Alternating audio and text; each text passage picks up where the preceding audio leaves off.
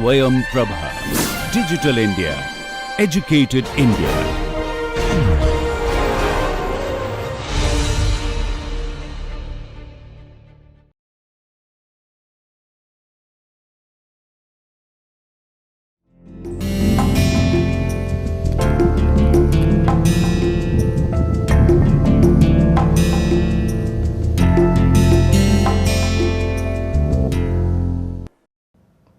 Welcome to the 9th lecture in our series on the Introduction to Family and Kinship in India. In today's lecture, we are going to look at a specific idea within kinship which is emerging as transnational economies of care and trade overcome people and their ways of domestic living. Today's focus is on care and kinship. Ideally, the notion of care is discussed as a separate idea within itself. Care economies are emerging as important nodes of looking at transnational families and how they negotiate spaces and time. Care economies actually begins with the sociologist Arlie Hochschild's idea of emotional labor. Hochschild speaks of how labor can be particularly emotive and important when it is rendered in its emotional state. Her study of air hostesses in American Airlines becomes an important tool to look at how new economies work not only through manual or physical labor, but also through the idea of how people link up and think through their relationships. Thus, in her book, The Managed Heart, Hochschild speaks of air hostesses and their constant work to keep their customers happy. The act of smiling and catering to customers' needs and desires while travel is also a form of labor that is not given its particular due. According to Arlie Hochschild, the idea of emotional labor is even more difficult when seen in terms of the kind of expenditure and time that people invest in it. Thus, to be constantly happy and invested in your customers takes an emotional toll on those who perform emotional labor. Taking this idea forward, care becomes a very important node to look at kinship as well. Lawrence Cohen's book on aging in India actually looks at the idea of how intergenerational care impacts our own notions of age and aging. Old age in India is particularly marked as the economy modernizes and globalizes. In one of our lectures, we discussed extensively the idea of the joint family in India. One of the notions that surrounds the idea of the joint family in India was the idea that old age and aged relatives are taken care of even as the family expands. As we disintegrate supposedly into notions of nuclear households, families become more and more bereft and unable to take care of their elderly and aging parents. The intergenerational contract has now broken to a large extent. As children move out of homes and make their own families away from countries of residence and of their parental generation, many elderly parents are left behind to fend for themselves. Such a notion becomes critical in understanding how modernization, globalization, and urbanization impacts the way we think of our families and intimate relationships. Sarah Lamb's interesting work on positive aging in America and India looks at how American elderly are now fast positioning themselves as fit and in the terrain of longevity. This means that many of them are denying aging. This is contrary to what Lamb finds in case of Indian aging elderly. She thinks the Indian elderly encompass and think of their lives as coming to an end. They embrace death the way it should be embraced as part of the end of an entire life cycle. The denial of death, which marks Western civilization and the move towards a positive aging movement, is now slowly creeping into Indian urban city living as well. Thus, the Indian aged living in urban cities who are now living by themselves are also seeking a different kind of life where they aim to take care of themselves as they increasingly grow old. Thus, the dependence on close kin has become an idea which is slowly becoming minimal in its orientation and scope. Within such an idea, Lawrence Cohen discusses the influence of the bad family in creating ideas of senility and Alzheimer's amongst the elderly in India. For Cohen, as the elderly become old, bereft, and more disabled, the blame on their aging and impact on the aging comes onto the family itself and to the idea of the intergenerational tie, which is unable to take care of them. The bad family is marked by immediate kin who are unable to fulfill the duties that are marked out for family members as their elderly parents age and become slowly and come closer to death. This notion, therefore, of aged care marks our idea of the family itself. The intergenerational transfer of knowledge and money is also to be reciprocated through the younger generation promising care for their elderly relatives. When such a contract is broken, as is being increasingly seen, where the younger generation is moving away and unable to take care of the elderly or unwilling to do so, what happens to the idea of the care itself? Most importantly, what happens to the idea of kinship too?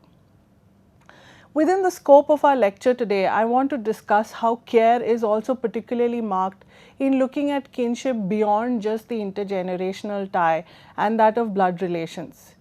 Here I am particularly interested in looking at how care may be marked on certain roles that people outside our immediate kith and kin fulfill, which is closer to what kin do for each other.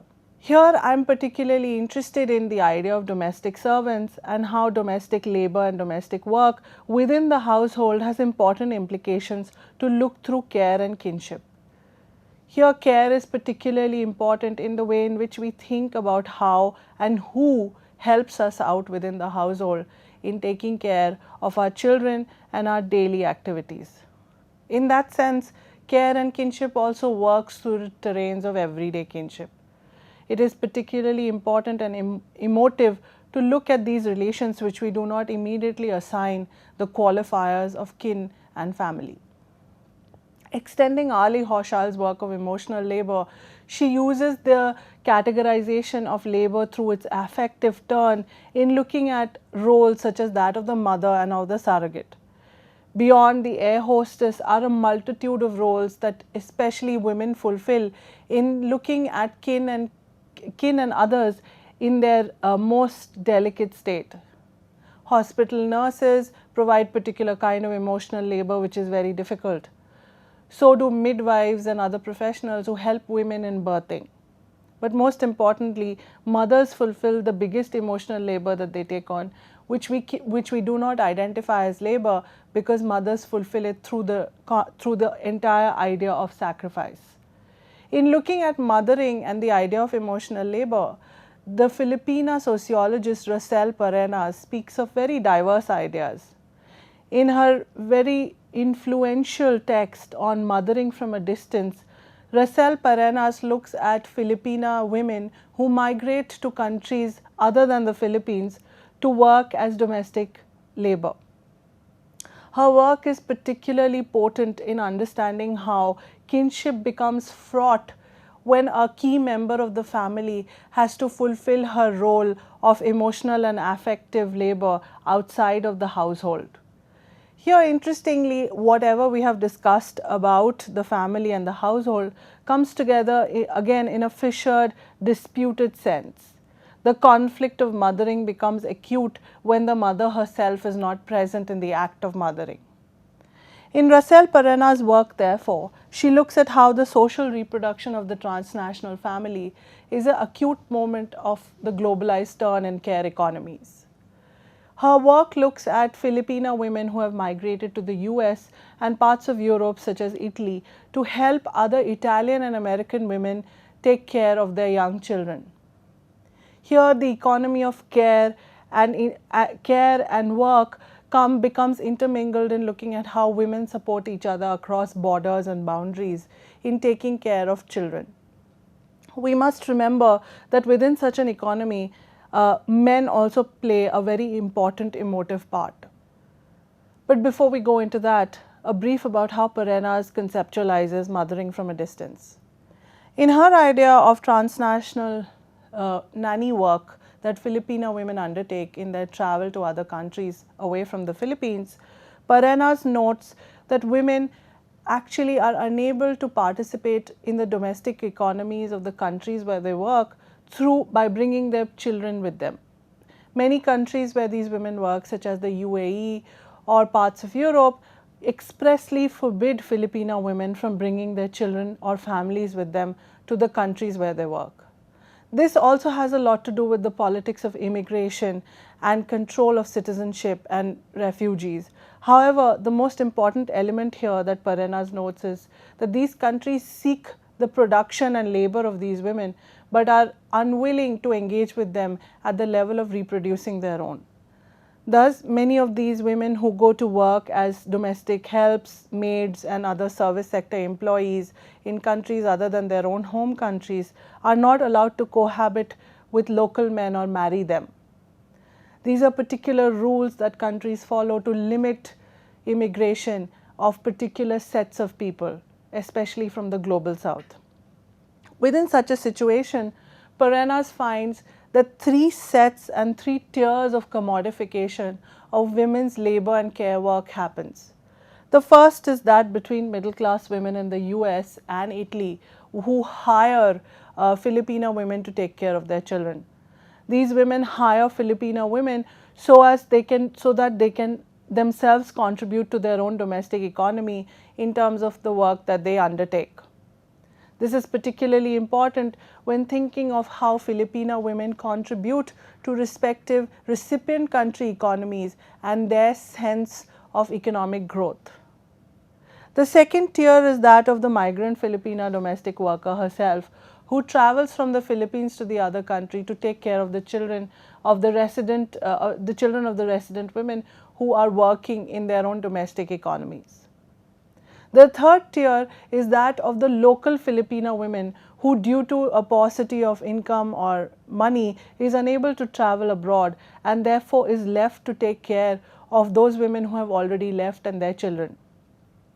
Thus, interestingly, Filipino migrant workers who work abroad hire local Filipino women to take care of their own children, care itself. Most importantly, what happens to the idea of kinship too. Within the scope of our lecture today, I want to discuss how care is also particularly marked in looking at kinship beyond just the intergenerational tie and that of blood relations. Here I am particularly interested in looking at how care may be marked on certain roles that people outside our immediate kith and kin fulfill, which is closer to what kin do for each other. Of women oppresses another set. Filipino women fall under the category of the oppressed, but they also follow through with further inequality by hiring local Filipino women in cycles of inequality and stratified reproduction.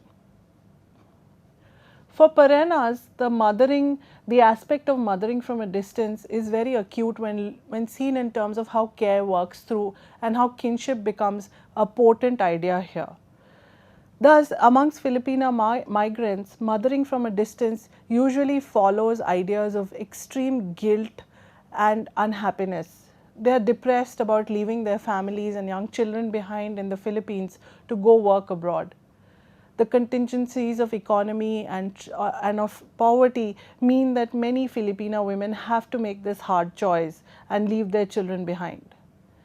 The leaving of the children behind has to follow with deeper emotional conflict and unhappiness. Thus, depression and guilt are common elements of how Filipino migrants actually navigate their time abroad, taking care of other people's children. Thus, the taking care of other people's children also becomes an emotive and difficult situation for many of these Filipino women. They see their own children being neglected back home and feel their loss as they care for other people's children. This form of bound conflict in their emotional space creates further stress and anxiety for these women. Most importantly, Filipino women negotiate their feelings in 3 very important ways. The first is the commodification of love. Most of these Filipino women buy expensive gifts to send back home to make their children happy and overcome their sense of guilt at missing out on their upbringing and socialization. This form of expensive gift giving becomes an important trope for these women to handle their own feelings of inadequacy as they stay away from their families. The second feeling that Filipino women channelize in order to get over their guilt is that of the repression of their emotional state. The more they repress, the more they are able to work better. This is an important element of the care economy that Hochschild has already identified. Even though you may be going through a very, very bad day, as part of the emotional labor economy, you must put up a brave face and smile all the time. This takes an immense toll on your personal health, personal and mental health. In the same sense, Filipina migrant workers who care for children in US and Italy also mask their deep unhappiness through a forced sense of happiness and fulfillment. The desire to constantly stay in touch with their family and go back home is masked through everyday care of other people's children. Thus, the third feeling of the rationalization of distance is undertaken through measured calls and communications with children back home in the Philippines. These calls are always monitored by employees, and often Filipina women themselves take care to not talk incessantly or for too long. The idea is to keep the distance intact so the children may grow up healthy and without the feeling of loss of their own mothers back home. Through the navigation of these different means of thinking through, Filipina women overcome some part of their guilt at transnational mothering. However, it never really goes away. This aggravated pain of separation which they carry is also then reflected in the children who stay back. The children themselves, according to Parenas, have their own emotional longing for their mother, which they express in three very important ways. The first refers to how the commodities and gifts that mothers sent out of love from abroad are not taken seriously by the children. The children who are left behind in Philippines believe that these gifts are not adequate enough or do not truly represent their mother's love. The physical presence of their mother is an important thing that the children crave for while living in Philippines. They do realize that gift giving is one way to overcome the loss that the mothers feel for their children's presence, but the children are unable to compensate for that through the acceptance of the gift. Thus, the commodification of love never really makes an impact on the children who are left behind. Similarly, these children believe that while their mothers are abroad, the whole idea of working to support the family cannot be justified enough. They believe that their mothers could have worked at home as well. They understand their mother's sacrifice, but not to the extent at which their mothers continue to work away from them and do not participate in their upbringing. In that sense, the children do not understand or recognize their mother's sacrifice in the way that they should be doing. This conflicted emotion between what the mothers are going through and what their children feel back home becomes even more acute as gender roles become reversed in the Filipina household economy. Thus, as per state rhetoric and social understanding, mothers and fathers continue to be constructed as per traditional gender roles, where the father is the breadwinner and the mother is the one who takes care of children at home. As soon as the globalized economy reverses such a role, children are unable to understand the loss of the sexual division of labor that the mother was supposed to fulfill. Here, fathers, grandmothers, and other kin step in to take care of the child, but the child is unable to accept it as he or she is already socialized into traditional gender norms where mothers stay at home and fathers go out. This becomes even more acute as children do not understand the role that their fathers play in taking care of them and the role that their mothers play in supporting them financially from a distance. Parenas mentions two examples where a young woman in her 20s still suffers from deep anger against her mother's absence through her childhood and upbringing while she worked abroad. At the same time, another child, a young boy in his late teens, is completely reconciled with the absence of his father, as his father worked abroad and his mother stayed at home. The son shows genuine affection for his father's sacrifice at not being at home, while the young woman whose mother worked abroad continues to be marked in the young girl's mind as someone who reneged on her duty and authority, on her homely duties. I apologize. Thus, the denial of maternal love becomes a form of abuse within Filipina local culture and the ways in which it is constructed amongst children and larger society. And even though these women continue to contribute to the economy in a very important way, the construction of their role remains embedded within traditional understandings of motherhood and mothering. Such a notion of care and kinship becomes essential to understanding how we think about kinship, not only through categories of understanding of marriage and blood, but through the most important criteria of all, that of emotional trade and care. Care has within it the element of emotion and affect deeply embedded in how we think of ourselves and our close kin. Thus, in two very interesting studies undertaken in India, I look at how the notion of care comes to mark out those we do not think of as kin.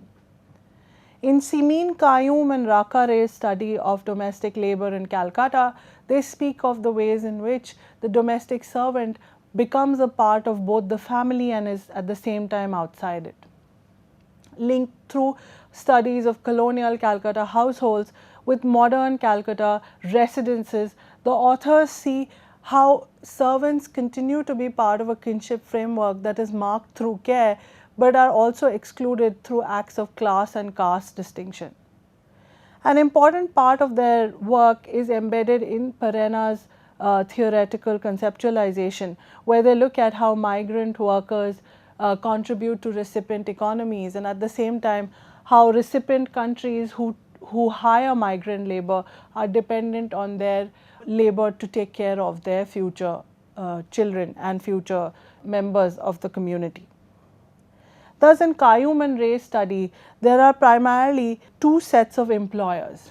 One set of employers in Calcutta belongs to the upper middle class and the upper class elite, who have traditionally had servants in their home, who have had multiple servants in their home, and who have always been there for generations, showcasing loyalty to the employer. This set of employer is known as the Bhadralok, or those who are the educated and the intellectual elite, and who have had a distinct role in marking the political and collective conscience of Calcutta and of India. The second set of employers are young professionals who are in their early 30s and early 40s, who work in the global economy and position themselves within an economy that is both transnational and global, thanks to their travels abroad. These two employers hire different types of servants, and it is in the construction of the difference that the real sense of kinship and care comes through. The first set of employers have always depended on a retinue of servants drawn from the rural poor of Bengal. Their primary dependence on servants is linked to huge homesteads or bungalows and mansions that they needed taking care of. Here, servants were never less than 3 or 4 and occupied the space of the homestead in a very active way, living in the same space as their employers. The second set of new professionals, however, live in smaller spaces such as high-rise apartments and hire servants who can come and go without taking up place in these apartments. The most important aspect here is the lived space and its intimacy, which only a few people can penetrate. The penetration of the intimate sphere of the home therefore has to be regulated through particular people and particular servants. In that sense, Qayyum and Ray identify 4 different types of servants from their study. The first is the oldest and the finest of servants who have stayed back as family retainers through several generations in loyalty to one particular family. The second set of servants consists of live-in full-time servants who live and work in the houses of their employers, but not for many generations. The third set of servants are those who live out but are full-time servants going back at the end of the day, back to their homes, and who live and work for one employer every day, all day. The fourth set of servants have become the more popular and common form in Calcutta today, consisting of part-time workers who work in several homes every day, fulfilling certain sets of chores such as sweeping, swabbing, cleaning, or cooking. Such servants move fluidly between homes and at the end of the day go back to their own respective homes. Such contractual domestic labor is characteristic of being primarily and mostly female. Within such a categorization of domestic labor in Calcutta city, Qayyum and Ray find that servants navigate different ideas of care itself with their employers.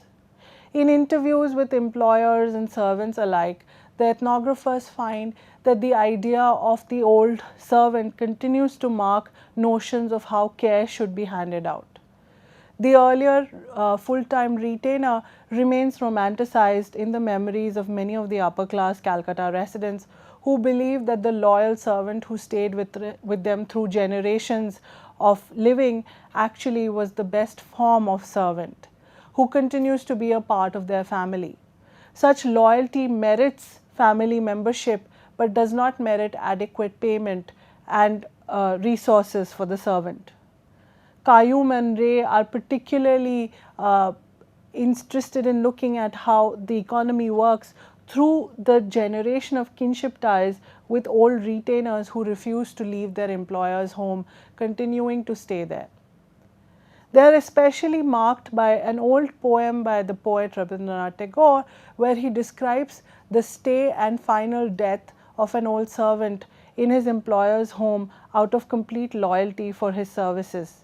In the end, the servant gets neither money nor inheritance, but is left to die in his own devices.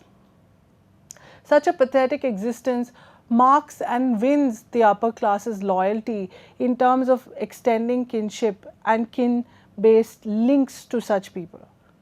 In interviews with other full-time servants, the ethnographers find that most servants think that their employers are good as long as they obey their directions. Kinship here becomes marked with a sense of paternalistic relationship.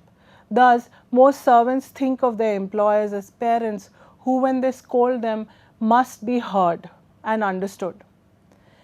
In that sense, Qayyum and Ray are particularly invested in looking at the idea of the cultures of servitude that emerge from such economies of care. Such a culture of servitude therefore depends on the constant loyalty of certain servants and their minimal wages that they get. It's an unequal economy which is also sharply divided on class and caste lines.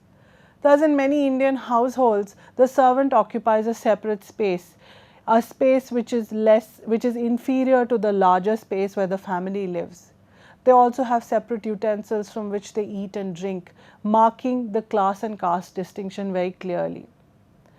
In such a situation, the emergence of contractual labor through part-time paid work actually threatens the culture of servitude that has existed for so long in Calcutta domestic economy.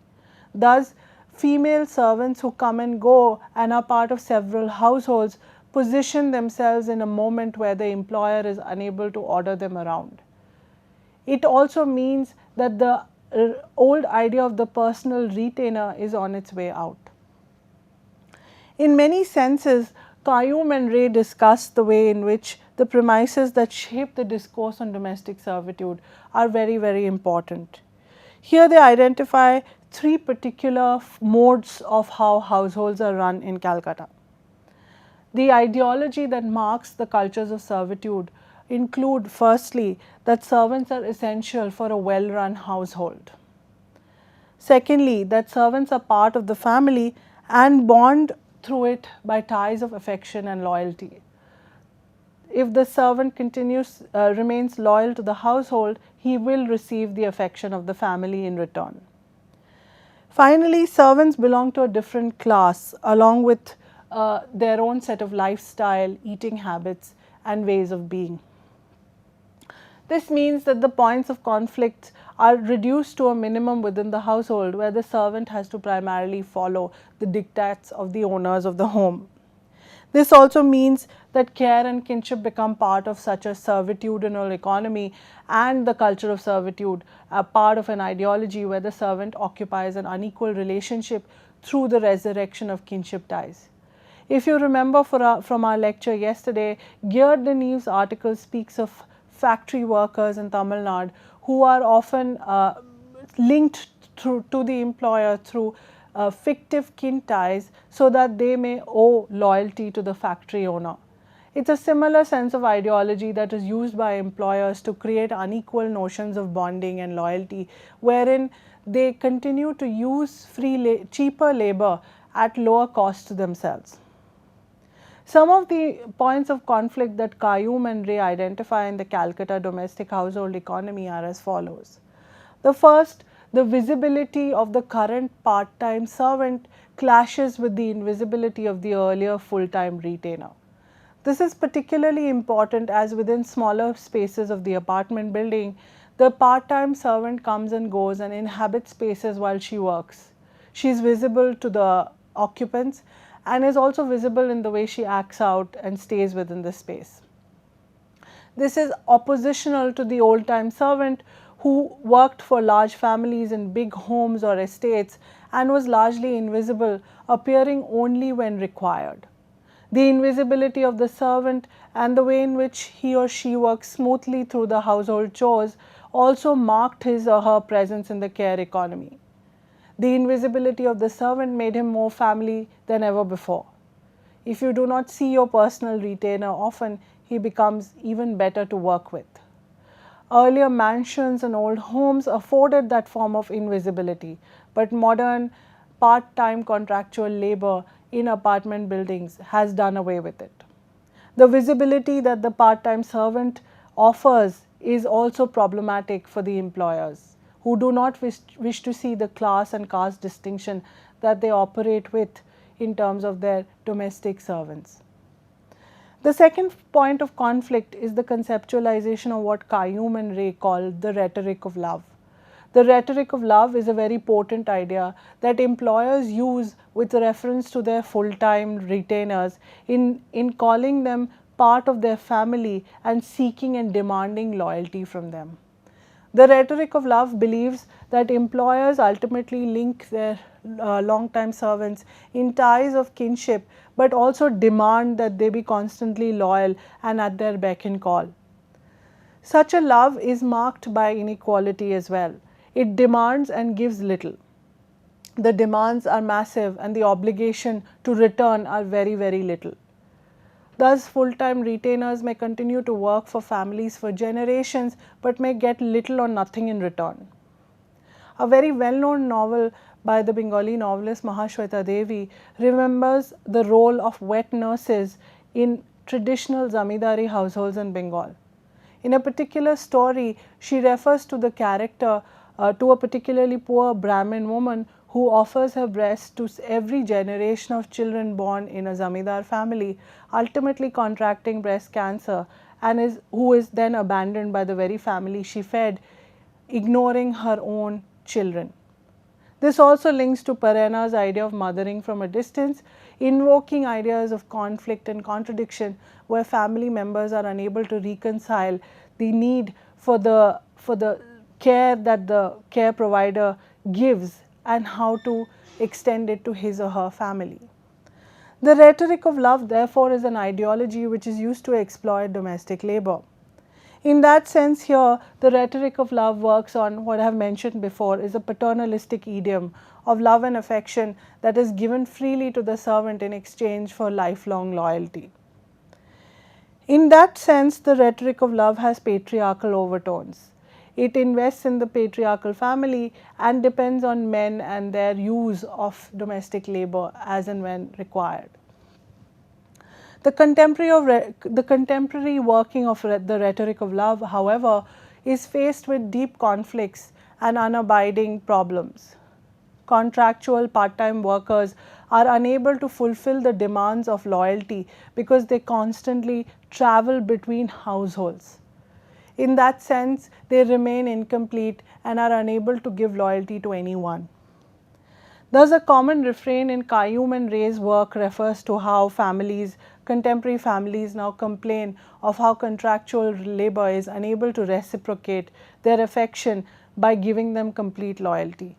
Accusations of stealing or not completely doing the work they are supposed to do become an oft repeated narrative within domestic labor. In that sense, the rhetoric of love does not work within part-time labor. Here, affection given by the lady of the house to the female employer may be couched in terms of a sense of maternalistic affection, but does not fulfill the requirements of the same.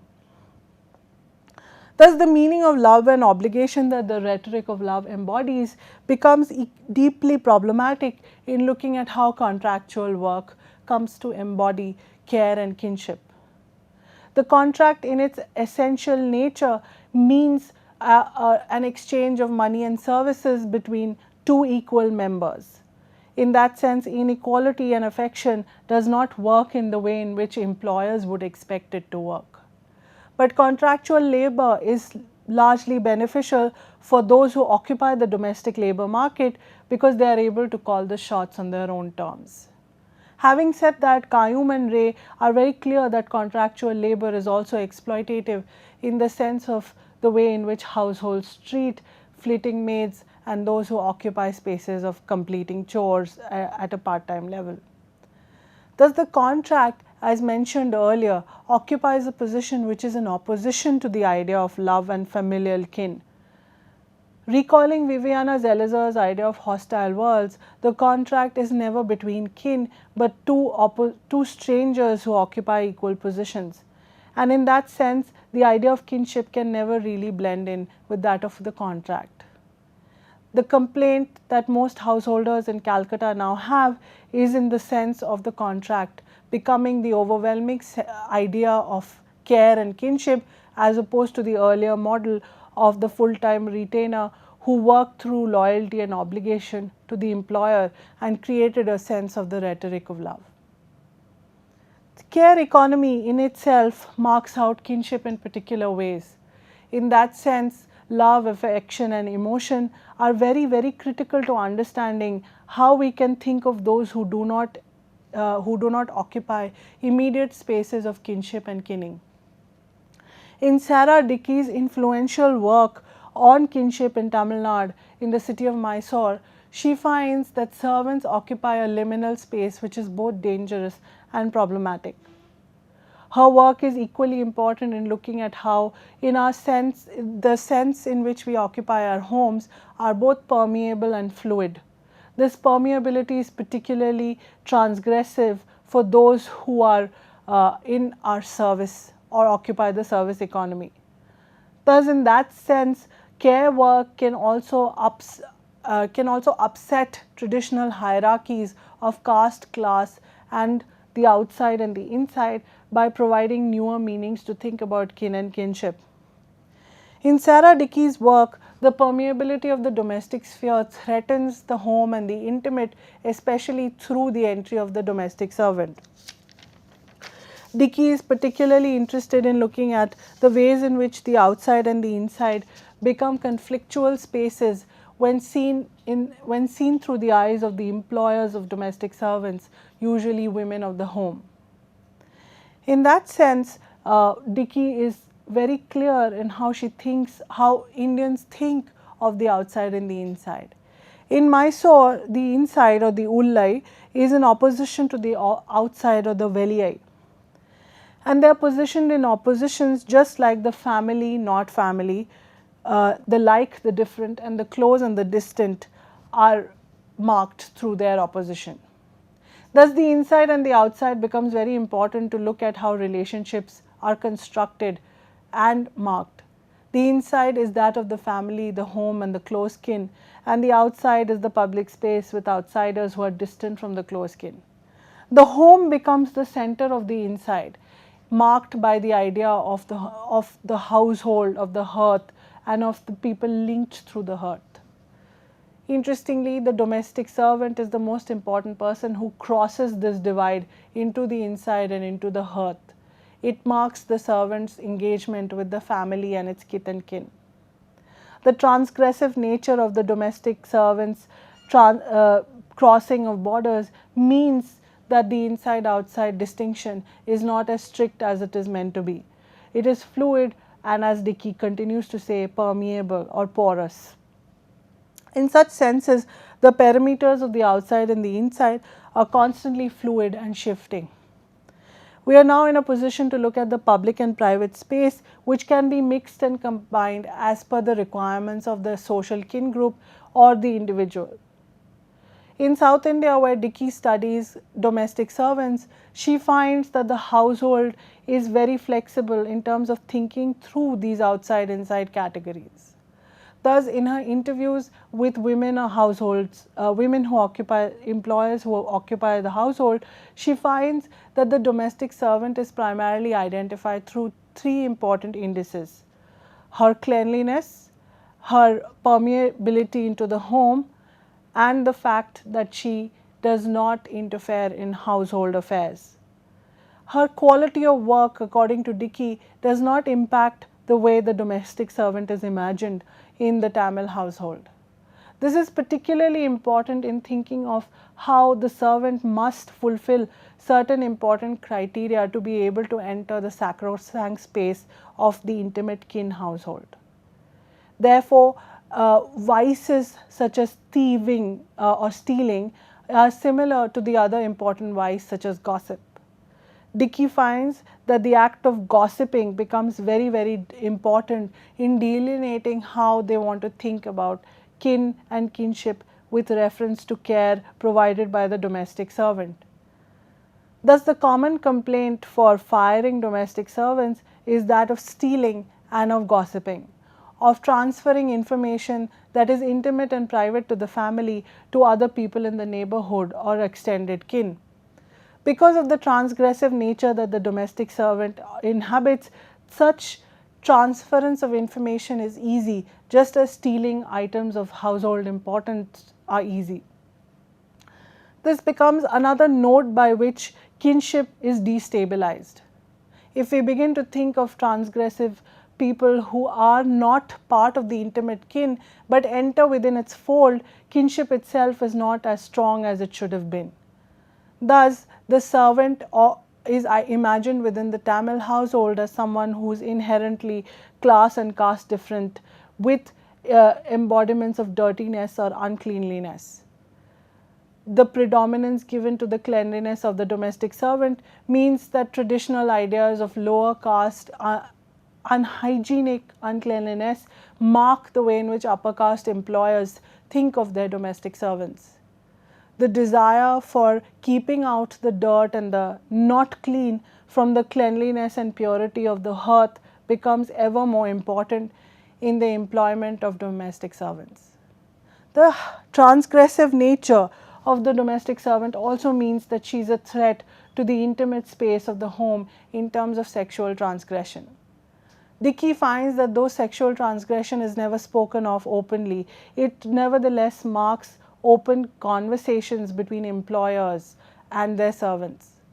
She finds that the bedroom in most homes is closed off to the servant in protection of not only the items of importance that stay in the bedroom, but also in protection of the relationships that the bedroom imagines or protects. The inherent fear of sexual relations between the employer and the maid are also representative of the fear that the outsider can enter and upturn the inside hierarchy or clean relationship between the wife and the husband. Such fears of transgression become important nodes to think of how kinship is never stable, but always under threat and conflict. In many ways, the care economy marks out ideas of kinship not in positive terms, but in negative ideologies of outsider-insider. Here again, the opposition of the outsider and insider is not as acute as it seems. the outsider-insider is constantly marking their space through complete conflict and opposition.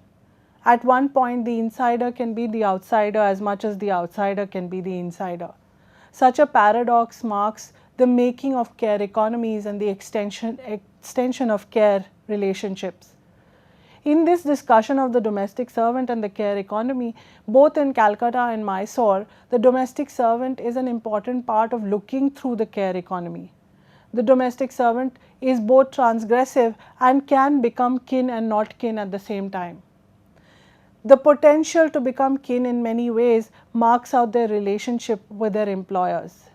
It is important to note that kinship does not exist in itself, but is also influenced by other economic, social and political ramifications. In our earlier lectures, we thought of kinship as something that exists literally in itself, or as it was called, sui generis. Earlier studies of kinship mentioned that kinship impacted other domains of social life and society, but was all encompassing. As we go towards a newer economy and a global sense of living and seeing things together, kinship becomes something that is marked by other aspects as well. Thus, caste, class, gender and other forms of engagement mark kinship in particular ways. This is important for us to know to conceptualize kinship not only in positive terms but in its negativity. In an important article, Michael Pellet speaks of the ambivalence that marks kinship. This ambivalence can be seen in terms of how we never truly love or hate our relatives, and we never truly love or hate those who are not our relatives.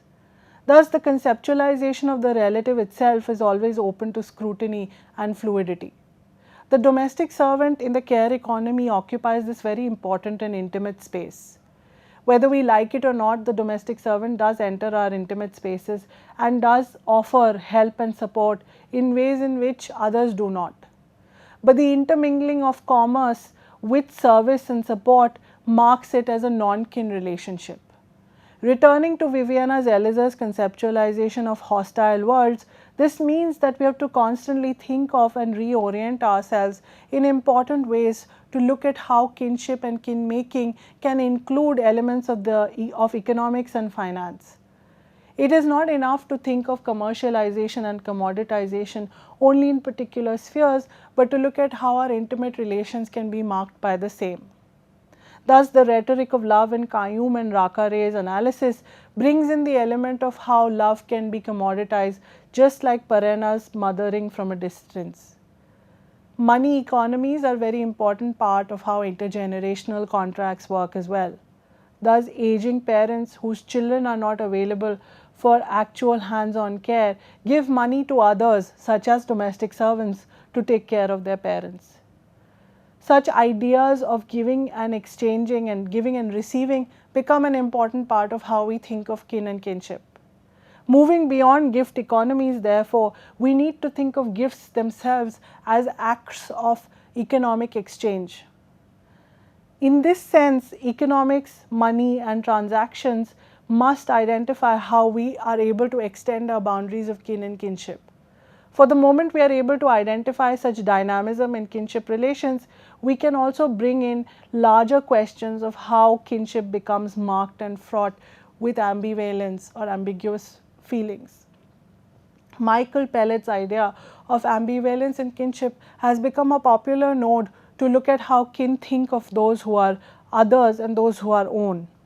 The othering of those who may be own is also an important part of how kinship thinks through its boundaries and borders.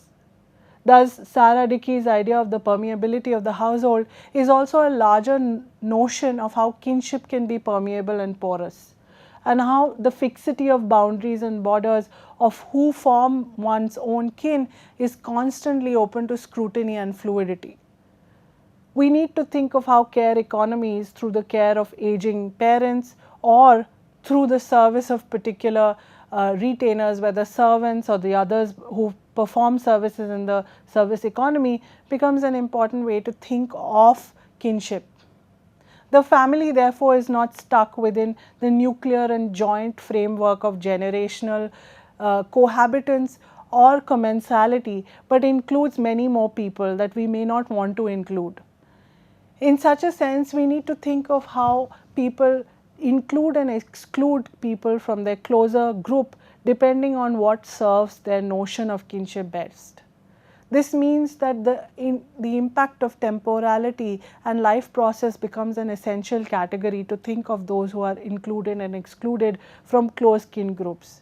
Over time, nobody stays constant within this grouping.